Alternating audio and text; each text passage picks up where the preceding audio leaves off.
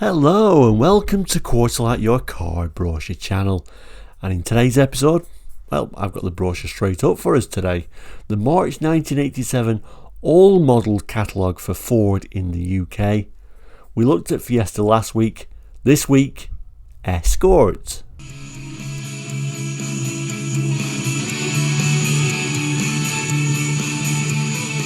Welcome back. Now, if you're new to Quarterlight, we're a car brochure channel here on YouTube, looking at car brochures from around the world for the 60s, 70s, 80s and 90s, and sometimes beyond that as well. So if you're interested in cars, car brochures, in fact, looking back on cars gone by, it's all about those memories and the memories that these cars bring back. Well, please do consider subscribing. It is all completely free. And like I say, we look at different brochures each week. We often get visits from cats. This is Midnight, quite a regular on the channel.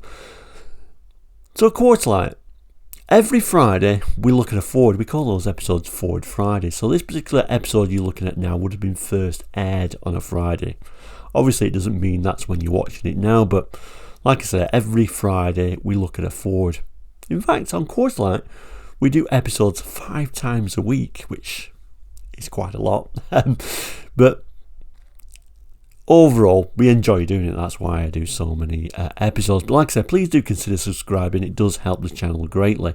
And you often get lovely visits from beautiful cats like Midnight. And there's a few around here. Anyway, sorry, I am starting to waffle a bit. We've been looking at this brochure then. The March 1987 all Ford range. Picked this one in particular because this is the first Ford all range brochure that features the Sierra Sapphire, which obviously we're not doing this week, but we will do eventually. We've also got here the February 1987 brochure, which is the brochure I was actually going to do, but then I realised this one doesn't feature the Sierra Sapphire, the Sierra with a boot, so it makes more sense to look at this one.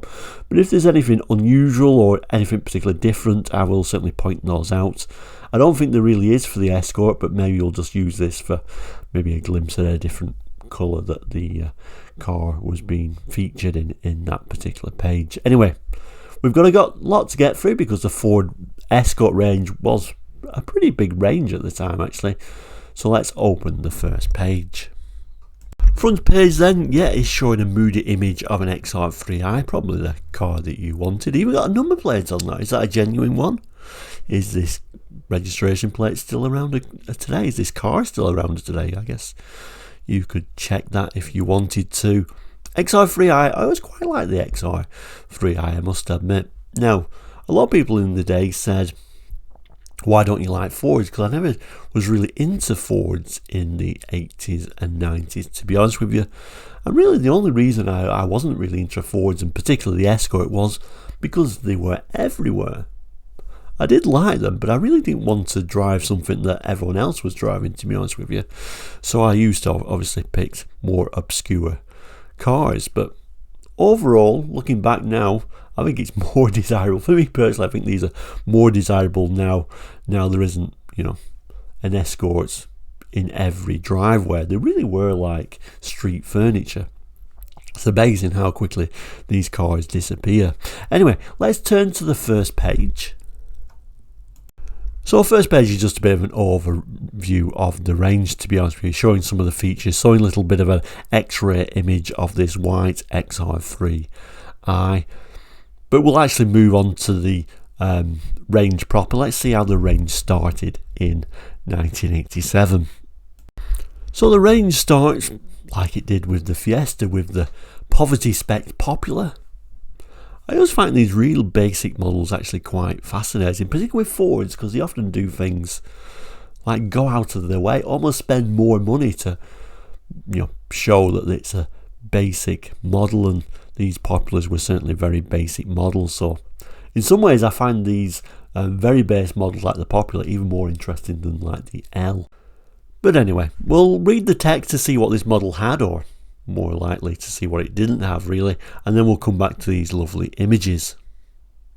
So it says Escort Popular, stylish, spacious and versatile. The Escort Popular hatchback offers outstanding value for money. Like all Escorts, it is engineered to cut ownership costs, and that involves everything from low fuel bills to a high trading value, apparently. We also get a little bit of an image at the side there of the rear of one of these Populars. We can see how it's badged, just little decals. But we can also see on there that it doesn't even feature a rear wash wipe. It looks like a heated window, so that's something, but no rear wash wipe. Anyway, moving down, let's see what engines you could get. So a choice of a 1.1, 1.3, even a 1.6 diesel if you wanted. The 1.1's official fuel figures include 55.4 miles per gallon at 56 miles per hour. Now, I've never driven a 1.1, but that certainly sounds not too much fun, to be honest with you. But I guess the 1.6 diesel is probably even less fun.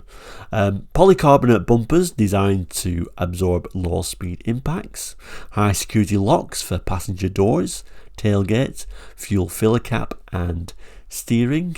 I think it's amusing that Ford in these brochures always go on about the fantastic locks, where I wouldn't say it would be too difficult to get in there. Convenient remote control door mirrors. Heated rear window with automatic switch off to reduce load on engine. Halogen headlights and reversing lights. Laminated windscreen and wipers with intermittent setting for drizzle and fog. Spacious interior with grey fleece carpets, Lorenzo trim seats and door panel inserts, and folding rear seat back. Head restraints for front seats. We get excellent storage facilities, including door bins and glove box with lid, and a push button MWLW radio. So interesting, by 1987 the Popular wasn't too bad really from the earlier Escorts. I mean, you certainly won't get a radio in them and headrests, for goodness sake, but I think by this time you was actually forced to have head restraints, weren't you? I think it was actually government mandated. I'm not sure when that came in, but certainly the UK was a long way behind other countries with that.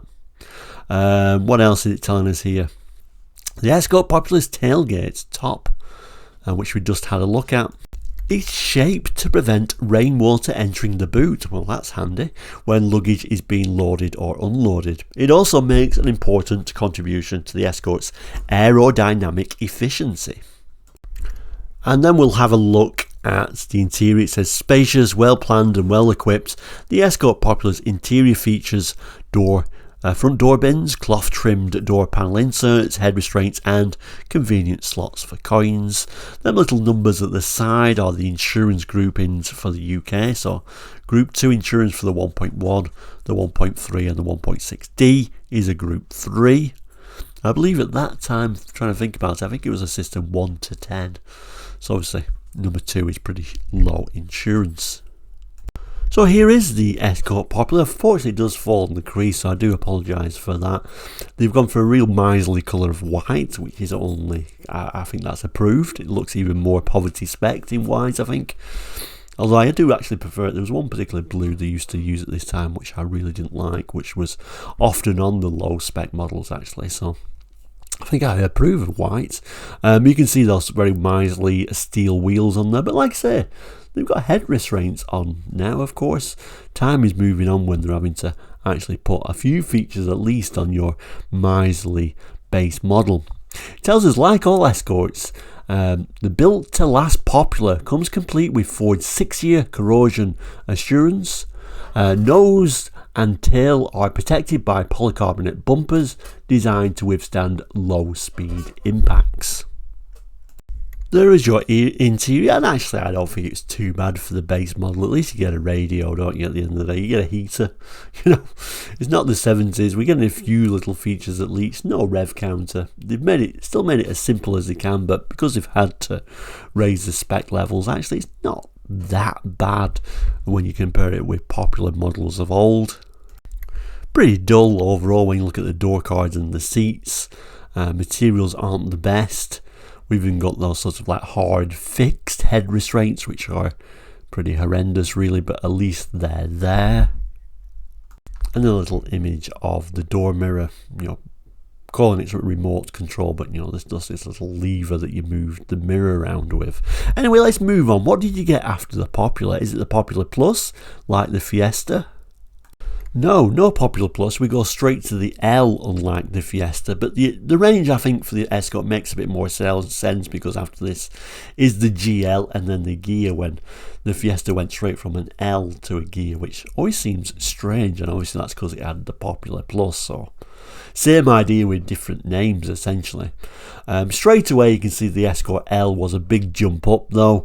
We've got wheel trims, we've got head restraints, so in reality, I'm sure most people would have at least moved up to the L. I always think the base model Escorts were more to say, hey, the Escort range starts at, and you can put a much lower price. You go in the showroom, they've probably got no Populars for you to look at. They talk you into an L. All the Populars went for fleet cars, I would imagine. Probably making them a little bit rarer today. Anyway, let's have a look at the text like before and have a look at some of these extra features. Escort L, never less than lively. The Escort L becomes a very brisk performer when powered by Ford's 1.6 litre lean burn engine with 90 PS of power and strong mid-range torque. The specification includes high security locks to combat auto crime. So I'm sure the 1.6 felt a lot nicer when you compare it to things like the 1.1 Popular, so at least you get a little bit of a larger engine. So a choice of a 1.3, 1.4, 1.6, or indeed the diesel is still there if you really hate yourself. Comes with a 5-speed gearbox, standard with the diesel and the 1.6. Surprising, not the full range. This is 1987, really. You would expect a 5-speed gearbox by now. You get protected bodyside mouldings and polycarbonate bumpers with bright inserts, tailgate wash wipe, full wheel covers, spacious and versatile 5-seater interior with velour carpet and 60/40 split fold rear seat. Front seats have padded fully adjustable head restraints for extra comfort and security. Storage space includes trinket tray with coin slots and provision for cassettes. Self-seek FM cassette audio system with 4 speakers and joystick balance control. Now just moving down, it's going to start telling you about some of those features. Available as a 3-door or a 5-door. The L has full wheel covers and bright inserts for its bumpers and bodyside mouldings, high security locks, protect doors, tailgate, fuel filler cap and steering. The tilt or slide glass sunroof is available as an option at extra cost. The Escort's compact front wheel drive design makes space available where it really matters, inside the car. The optional auto transmission shown has been substituted for the standard 5-speed gearbox and is available at extra cost on the 1.6L. It talks about the versatile Escort L's rear seat back split 60/40, catering for extra luggage while retaining space for 1 or 2 passengers to travel in comfort. Seats are trimmed with stylish and practical helix cloth. And then finally it talks about the Escort L's engine choices include the lean burn 1.6, which supplements its 90 PS at 5800 RPM with strong mid-range torque that reduces the need to change gear when overtaking and climbing hills. We can see those insurance groups now sort of climbing up a little bit for the 1.4s and the 1.6s. So some of the images it's describing there, that is your 60/40 split seat. Can be useful when you've got a hatchback, of course. This one rather nicely shows the badging for the Escort L, which straight away looks nicer than the Popular. They tried to make that as cheap as possible, I think, just the lettering alone. Escort 1.6L in this case, which was probably the one you wanted. And then moving up, a little bit of a look at those heater controls and that nicer radio. So here is your Escort Popular's radio, just to confirm or compare, I should say, with the L. So at least the Popular came with the radio, but you can see there they really did put the cheapest possible radio they could find that was hiding in some corner in a warehouse somewhere. Also looks like that's probably a blanking plug for the cigarette lighter, so no smoking in there, or indeed today using any sort of accessory. So back to the L anyway, much nicer interior. I think the fact that these headrests are sort of like these more comfortable headrests straight away makes you think it's a nicer model. And then that is your main image. Again, sadly it falls on the crease there, but we can see we've got things like, you know, the wheel trims on there now. Bit of a sort of car park avoidance system, as in a little bit of a rubber strip with a bright insert going down the doors to protect your doors in supermarkets. Overall, it certainly looks more like a proper model now, and actually I really like this colour. Actually, this burgundy actually suits it quite well. Just a reminder on the Popular, you can see there's no rubbing strips going down the doors there, and just the open steel wheels without any sort of covers on them. Moving on, let's go up the range. Moving up the range, and these are what we kind of like consider as being more of the high spec models now. We'll go up to the GL, and we'll do the same. We'll have a look at the extras we get on the, and then we'll look at these on the actual pictures themselves. So the Escort GL, tinted glass, a tachometer, and a radio aerial built into the tailgate windows heating element are features typical of the Escort GL's high standards. Ford acclaimed ABS system is optional with the 1.4 and the 1.6, very nice. And then we get a choice of engines again, so 1.4, 1.6, and we can get that 1.6 diesel again. One badge to the side there is the 1.4, so Escort 1.4 GL, as we can see. Moving down, so all engines have the 5-speed gearbox as standard. We can see that sort of lever with the 5-speed gate on there. We get tinted glass. Instruments include tachometer, quartz digital clock, illuminated glove box with lid, vanity mirror on passenger sun visor.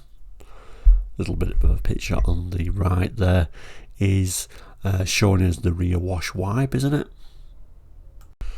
The radio that we get is the ESRT32PS sound system with 4 speakers, joystick balance control with radio aerial incorporated in rear window heating element, and as well as the rear wash wipe. It's also telling us about that rear aerial in this picture as well, but really you can't really see it. Dashboard is a similar sort of story really. I think the noticeable extra on there is that rev counter.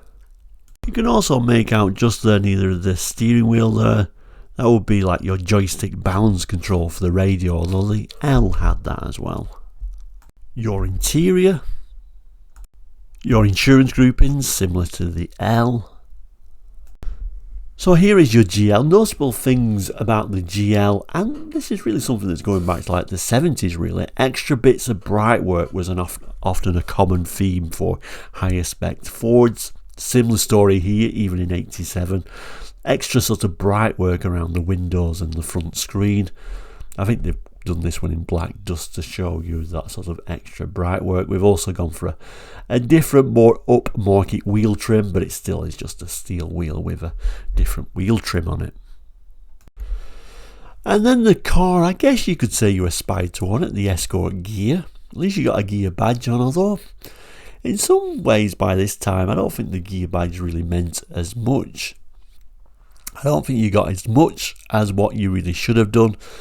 I don't know why, but I always thought Ghias should be standard with alloy wheels. I think that would make them stand out a bit more rather than putting a different wheel trim on them, but that's just my fault. Anyway, let's look at the extras you got, then we'll come back to these images.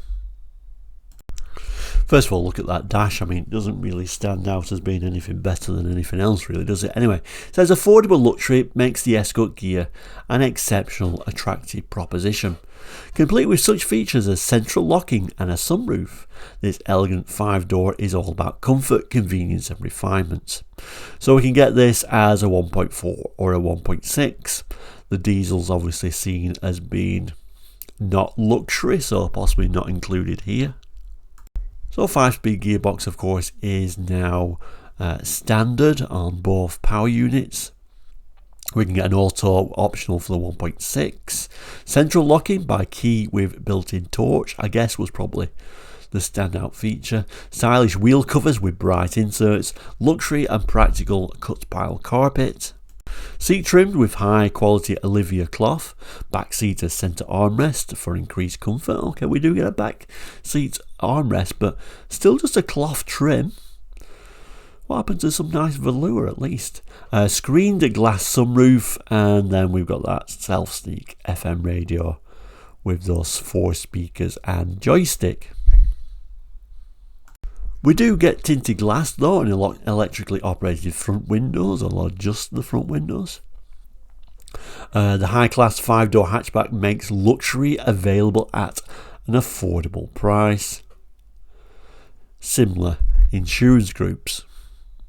So here she is, Ghia badge on the indicator, probably the only reason you would really go for the Ghia in my opinion. Wheel trims, a little bit of extra bright work on the wheel trim. I always thought that was weird. Just stick alloy wheels on there and increase the price a bit. But, you know, I'm sure Ford knew how to price these better, and maybe alloy wheels just made them a little bit too expensive. Sunroof on there. Tinted glass, like I say, and electric windows adds up to the range topper, I guess. So we got slightly, marginally nicer coverings for the seats though, and we have got that rear armrest, all adding up to luxury. Like the Fiesta, that's not where the Escort range ends though, of course. Fiesta had its XR2, Escort's got its XR3i. I always quite like the look actually of the XR3i. It was an interesting model for the 80s in my opinion.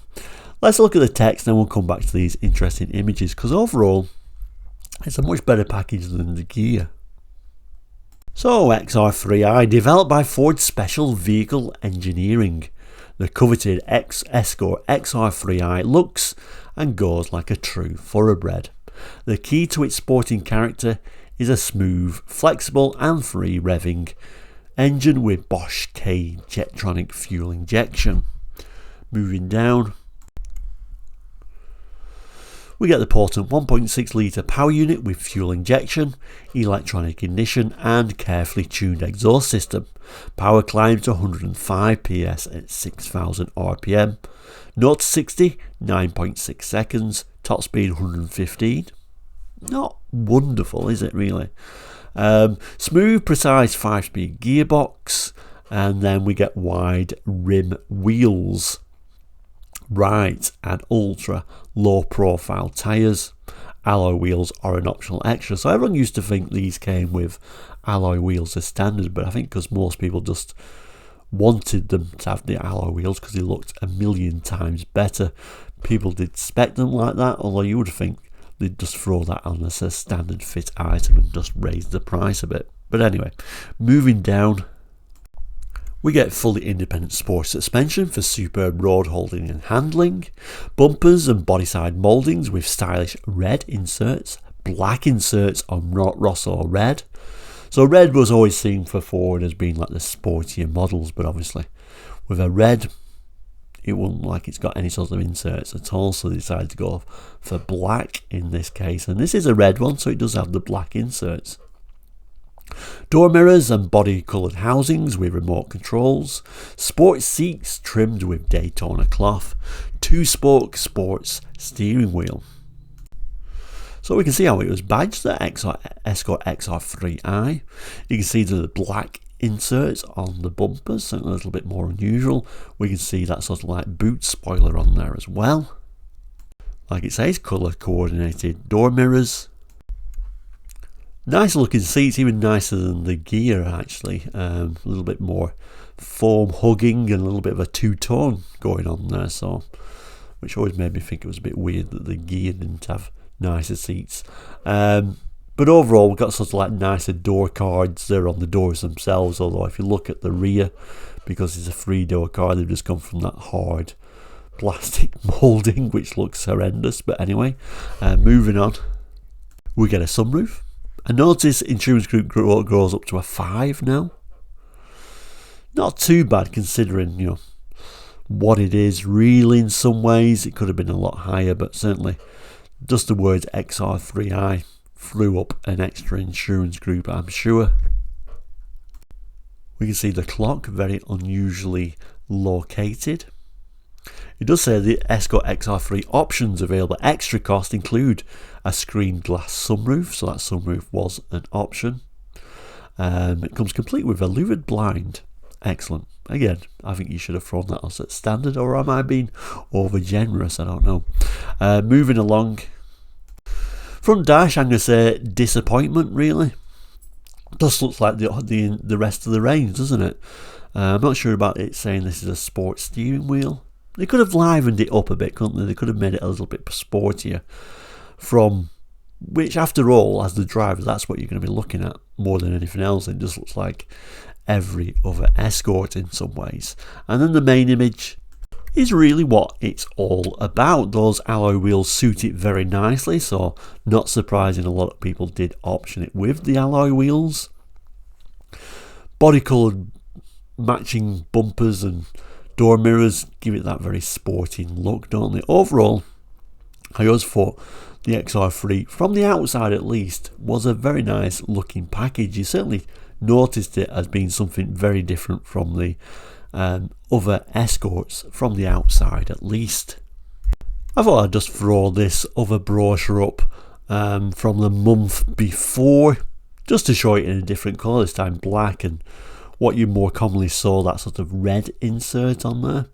And we can also see those alloy wheels and how it was badged if it was a different colour. So if you chose black, your Escort XR3 decal was in red, and like we saw before, if you chose red, your Escort XR3i decal was in black, because otherwise you wouldn't actually see it.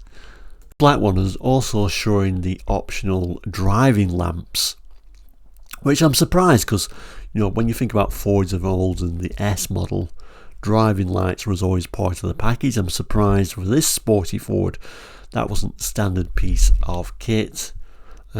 On the month later, we can see the front of the Escort there.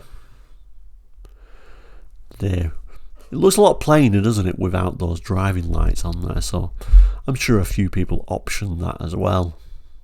We also at this time got these unusual models, the Escort Ghia and the Escort Cabriolet in XR3 trim. I always thought these was weird models because compared to the rest of the Escort range, including the standard Ghia and the standard XR3, these were ridiculously expensive. I'm surprised that really they sold any of them, to be honest with you, although you certainly saw a few around. We'll have a look later on at how that compares, the pricing compares with these with the rest of the Escort range, and indeed, I bet these were more expensive than a base model Granada, for goodness sake. But anyway, we'll look at the text, then we'll come back to the images. End of the program, we'll kind of like match the prices. So first of all, the Escort Cabriolet Ghia just has a little bit of text for it. If you like fresh air and fun, take a look at the Escort Ghia Cabriolet with its snug, fully insulated hood for bad weather. Then it moves on to the XR3, so I think really they wanted you to buy the XR3, and I think most of them possibly were XR3s. Ghia Cabriolet maybe was less popular, although obviously the XR3 was more expensive. So the XR3i Cabriolet, the Ghia's potent counterpart, the XR3i, is also available for added verve to your motoring. Key features: XR3 1.6 litre engine with Bosch fuel injection, 105 PS at 6,000 RPM. Ghia Cabriolet's lean burn 1.6 gives 90 PS at 5,800 RPM. Both come with a 5-speed gearbox though. We get a thick, snug, fully insulated hood with heated rear window of glass, not plastic. Takes up very little space when folded. XR3i equipment shared with the Ghia include lockable and illuminated glove box. Similar sort of self-seek FM cassette sound system choice. So this image, I'm going to say, is probably your Escort Ghia, And then the side shots of the Escort Ghia Cabriolet, of course. Shared that similar sort of wheel trims with the standard Ghia. Your Escort XR3 from the rear. And it gives us another little image of the Ghia version with the hood up. The electric front window switches. Your XR3 looking down from above. And then the main image is an Escort XR3 in quite an unusual colour actually. If you notice on these, they are using the black inserts, even though this is obviously not a red XR3. XR3i badging at the side in black. We're using those alloy wheels, and we're also using the front driving lights actually on this image. But even though I always thought these were extremely overpriced for what they were, those alloy wheels and driving lights, like the standard XR3i, were optional extras. So that's not where the Escort range ends. It's a huge range, isn't it, at this time? We've also got the full range of Escort Estates.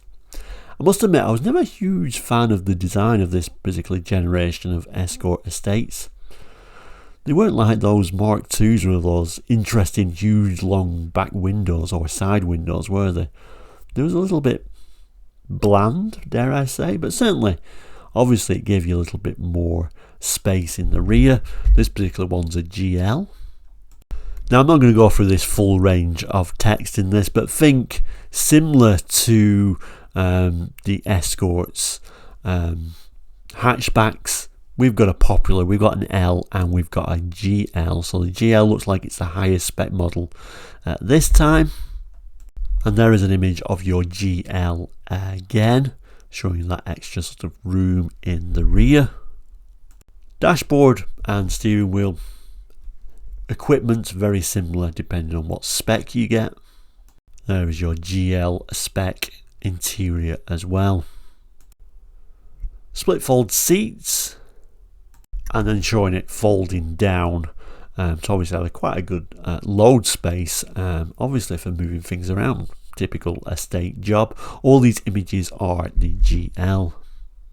Finally, let's just end with this graph like we did with the Fiesta. Obviously we looked at the Fiesta range last time. These little figures along the top are thousands, or 4,000, 5,000, 6,000. I'm just going to show you this quite roughly today. You can certainly see that Escort range quickly going up in price as the models going up, so you can certainly see what good value these Populars were, but like I say, not particularly well equipped at all. But I wanted to point out this at the bottom here, because these last two dots, that's your Escort Cabriolet or Ghia and your XR3i, showing what a huge jump in price they were. And I'll actually just show you now the actual prices. So there you go, your Escort range starting with the Populars of 1.1 is £5,312, and obviously that moves up. So I'm not sure if you can see this, but hopefully you can. I'm trying to do this best that we possibly can. So your Ghia Escort's £8,321. Your XR3i's £8,437, and obviously ABS XR3 £8,776, which is expensive enough. But then you jump right up to these Ghia Cabriolet, £10,191. It's a pretty expensive car, but you can certainly go higher than that. You can go to £10,546.20 for the two-door Cabriolet, almost double the price of your base Popular. So I always thought those Cabriolet models were really expensive compared to the rest of the range. You really would have wanted a Cabriolet, and certainly we did see a few of them around in their day, so some people must have really wanted them. And just to put that in context, we're looking at Sierras here. So a Sierra 1.8 Sapphire Ghia was £10,324. Even the 2-litre Ghia was £10,845. So what would you rather have? An Escort Cabriolet or a Sierra Ghia? I know what my choice would have been. You can even get the Granada GL for £10,373, or if you want the base model, under £10,000 for a Granada L. So sometimes hard to put those figures in context, but certainly I think those cabriolet Escorts were an expensive proposition. So there we go, the Escort range for 1987. Apologies, this video has certainly gone longer than I normally do for these videos, but if you're still watching, thank you so much for watching. Just shows you what an extensive range the Escort range was at this time. Next week, the Orion range, of course. Anyway, if you remember these Escorts, please do jot it in the comments. I'm sure quite a few of you did, so let me know your experiences with them. Always love reading that. But thank you so much for watching today. We'll end by saying, as we always do, if you've not done already, please do consider subscribing. It is all completely free, and also you can become a member now for a very low fee, although we're not really offering too much at time of this video going out. Really is to support the channel and help us grow, because doing episodes 5 times a week is certainly has its cost impact, and obviously there's a lot of time that goes into this. But thank you so much for watching today. Please do have a good weekend, or indeed enjoy the day you're having. I hope it's going well. We'll see you very soon, and goodbye.